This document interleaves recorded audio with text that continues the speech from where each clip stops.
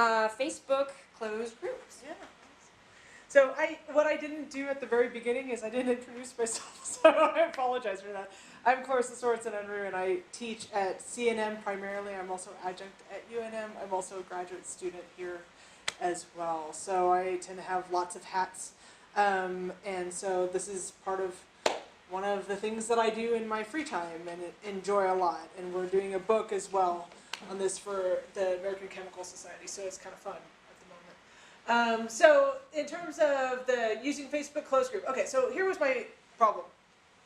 I had a real issue requiring my students, so I have been teaching for 15 years, I've used social media in the classroom for about 4, and so I had a real problem requiring my students to get a public account. At the time, there wasn't a big push towards digital citizenry and such, and I don't have the excuse that you have in journalism where you really need to have this account, right? It's a chemistry class. You might or might not need it.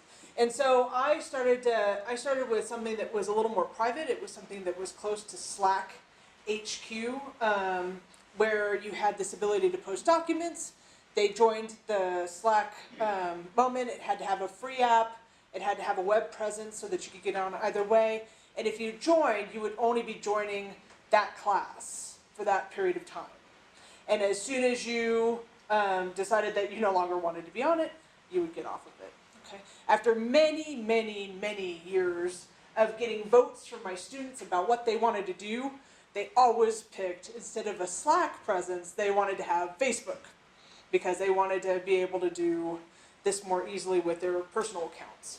And so that's the reason why I do Facebook closed groups. They're not secret groups, because they don't always remember what it is, and so getting them on the first time is a little more difficult, but you could also do a secret group just as well. The difference between the closed group and the secret group is that with the closed group, you have your group name is public, but you have to ask permission to get into it. With the secret group, the public name is not even there, so you can't even see it.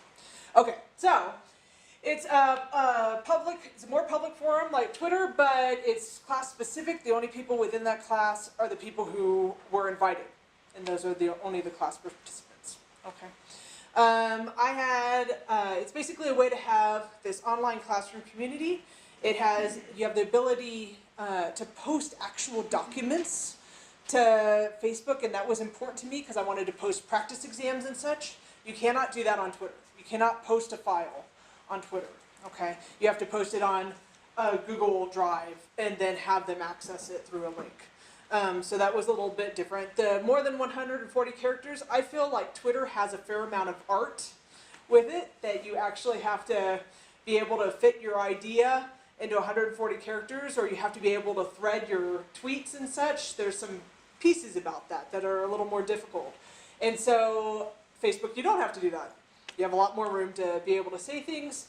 And then it has the similarities to Twitter in that you can post pictures and videos and links to outside sources. Everything that Kate talked about, you could do in here as well. The only thing is that the real drawback is that on the Facebook closed group, if you at someone, they're not going to necessarily be able to see it.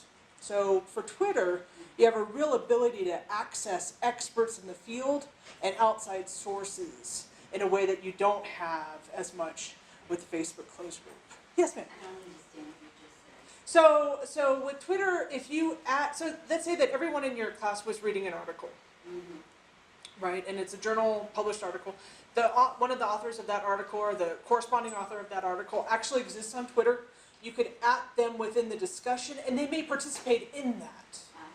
Right? If they have time and they have availability and they have the idea that they would like to participate in that, they could actually see that conversation and start to participate. And that's a really cool extra thing that doesn't happen on Facebook closed groups. You can't do that. Because they can't get into the closed group Without signing up. without actually being invited to it. And they have to have a Facebook account. And they have to have a Facebook account. And all I that. found it like a closed group on Facebook, which I have my family on a closed group. Yeah. That some of the people that are not my Facebook friends, which would be my younger son, he doesn't see Yeah. the group. He has to actually look for it. Right.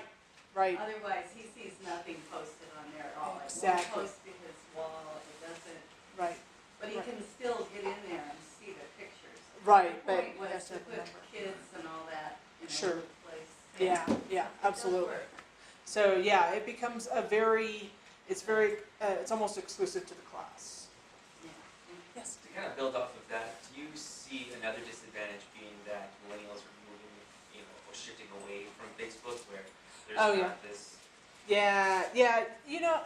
I don't have as much of that because I teach at C&M, right? So we have a slightly older population. A lot of our population is the same-ish, but I tend to have less folks who are kind of in this idea of, oh, I need to have a digital identity and I need to have this as part of my world. But I do have more folks who don't want to get on Facebook or any public forum because they have particular issues that would keep them from being able to do that. So there's a lot of learning curve of, okay, you don't actually have to have your first and last name as part of your Facebook group. Or Facebook identity. You could actually make a different identity as long as it's tied to an email.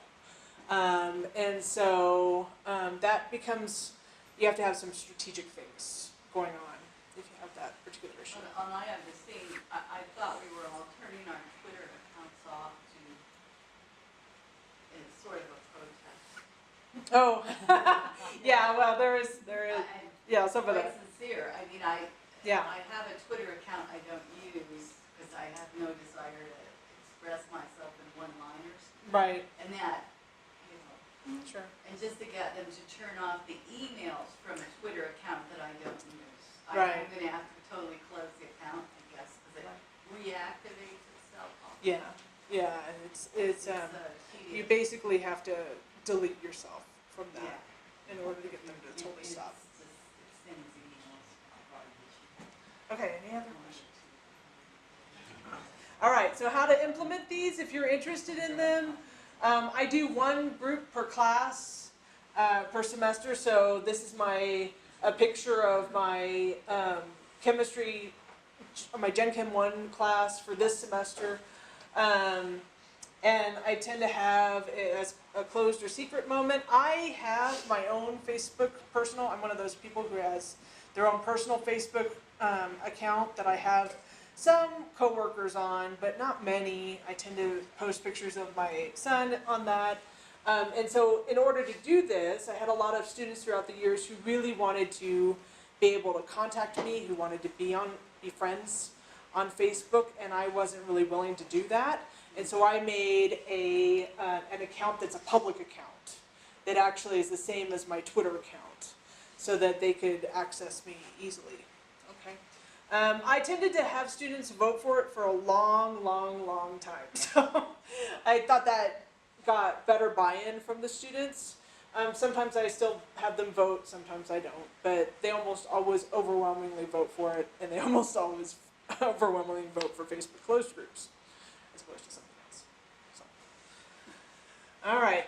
One of the things I have started to implement in my later years here has been that I have my students do WordPress blogs. So one of the ways we use the Facebook closed group is that they actually put their blog entries on the group itself. And one of the things we're doing here is that I had gotten kind of tired of doing muddy points before every single class because I kind of knew to some degree, unless someone had a really different question than is the question that always is present, I kind of knew what was going on. I was like, please contact me if you don't understand something particularly, but it started to get a little bit redundant.